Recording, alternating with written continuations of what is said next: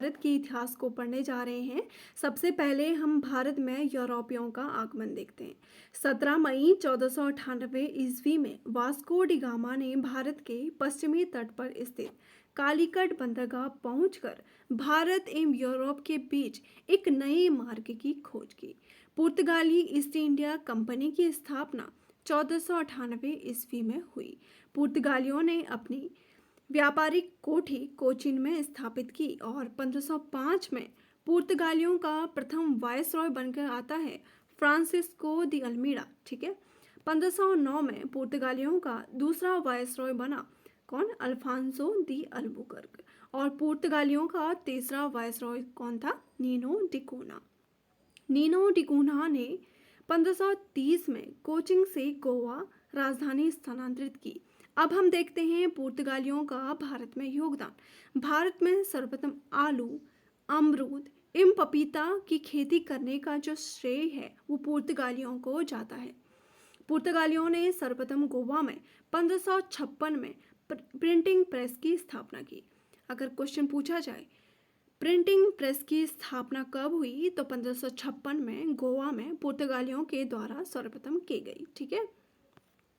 पुर्तगालियों के बाद भारत में डचों का आगमन होता है। भारत आने वाला प्रथम डच यात्री था, उसका नाम है कार्नेलियन हाउटमैन। ठीक है। कार्नेलियन हाउटमैन प्रथम डच यात्री था जो भारत आया। डच ईस्ट इंडिया कंपनी की स्थापना 1602 ईस्वी में हुई। डचों ने भारत में प्रथम व्यापारिक कोठी मसूलीपट्टनम में स्थापित की। डचों ने दूसरी व्यापारिक कोठी पुलिकट में स्थापित की और डचों के द्वारा स्वर्ण सिक्के चलाए गए जिन्हें पैगोडा सिक्कों के नाम से जाना जाता था। 1759 में बेदरा का युद्ध हुआ। अंग्रेजों एवं डचों के बीच जो लड़ा गया और इस युद्ध में डच पराजित हुए और डचों के व्यापार पर अंग्रेजों का अधिकार हो गया। ठीक है। और भारत आने वाला प्रथम जो अंग्रेज था उसका नाम था कैप्टन विलियम हॉकिंस, जो मुगल बादशाह जहांगीर के दरबार में आया। 1611 में अंग्रेजों ने व्यापारिक कोठी मसूलीपट्टनम में स्थापित की।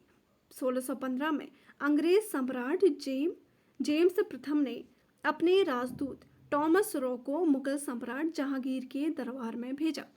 1661 में अंग्रेज राजकुमार चार्ल्स द्वितीय का विवाह पुर्तगाली राजकुमारी कैथरीन ऑफ ब्रिगेंजा के साथ हुआ और चार्ल्स द्वितीय को दहेज स्वरूप बम्बई मिला।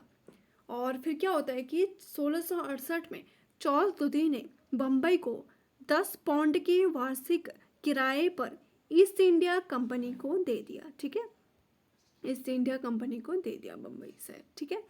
अगर बम्बई शहर की स्थापना की बात करें तो इसकी स्थापना की थी गेराल्ड आगियार के द्वारा। इसकी स्थापना की गई बम्बई शहर की। 1687 में अंग्रेजों के द्वारा अपना मुख्यालय सूरत से बम्बई स्थानांतरित किया गया। 1690 में इब्राहिम खान ने अंग्रेजों को बंगाल में आमंत्रित किया। ठीक है। 1690 में 1698 में ब्रिटिश ईस्ट इंडिया कंपनी ने 3 गांव जिनके नाम है सूता नदी, कालीकट एवं गोविंदपुर की जमींदारी 1200 रुपये भुगतान कर प्राप्त की और यहाँ पर एक फोर्ट विलियम का निर्माण किया। ठीक है। और इस फोर्ट विलियम के प्रथम प्रेसिडेंट हुए चार्ल्स आयर। ठीक है। चार्ल्स आयर फोर्ट विलियम के प्रथम प्रेसिडेंट हुए। 1717 में फरुख सियर के द्वारा अंग्रेजों को बंगाल पर कर मुक्त व्यापार करने का अधिकार दे दिया, जिसे स्वर्णिम फरमान के नाम से जाना जाता है। ठीक है। जिसे स्वर्णिम फरमान के नाम से जाना गया। अंग्रेजों के बाद भारत में डेनिश का आगमन हुआ। डेनिश ईस्ट इंडिया कंपनी की स्थापना 1616 ईस्वी में हुई। 1616 ईस्वी में ही फ्रांसीसियों का आगमन हुआ और फ्रांसीसी ईस्ट इंडिया कंपनी की स्थापना 1664 ईस्वी में हुई। फ्रांसीसियों ने अपनी व्यापारिक कोठी 1668 में सूरत में स्थापित की।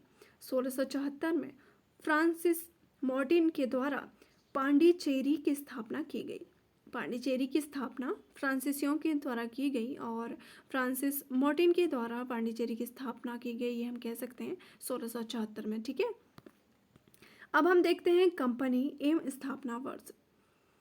पुर्तगाली ईस्ट इंडिया कंपनी की स्थापना 1498 ईस्वी में हुई और 1498 ईस्वी में हुई। अंग्रेजी ईस्ट इंडिया कंपनी की स्थापना 1600 ईस्वी में। डच ईस्ट इंडिया कंपनी की स्थापना 1602 ईस्वी में और डेनिश ईस्ट इंडिया कंपनी की स्थापना 1616 ईस्वी में। फ्रांसीसी ईस्ट इंडिया कंपनी की स्थापना 1664 ईस्वी में और स्वीडिश ईस्ट इंडिया कंपनी की स्थापना 1731 ईस्वी में हुई। ठीक है, अब हम देखते हैं आंग्लो फ्रांसीसी संघर्ष। जो अंग्रेजों एवं फ्रांसीसियों के बीच में कर्नाटक युद्ध हुए, 3 कर्नाटक युद्ध, उन्हें हम देखते हैं। सबसे पहले है प्रथम कर्नाटक युद्ध जो 1746 से 1748 के मध्य हुआ। यहाँ पर 46 होगा, इसे आप करेक्शन कर सकते हैं। 1746 से 1748 के बीच में यह युद्ध लड़ा गया और यह युद्ध ऑस्ट्रिया के उत्तराधिकार के लिए था।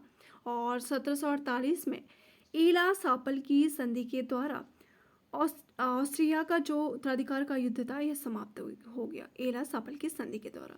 उसके बाद हम देखते हैं दूसरा कर्नाटक युद्ध जो 1749 से 1754 के बीच ये युद्ध हुआ और फ्रांसीसी डुप्ले इस युद्ध में हारे और पांडिचेरी की संधि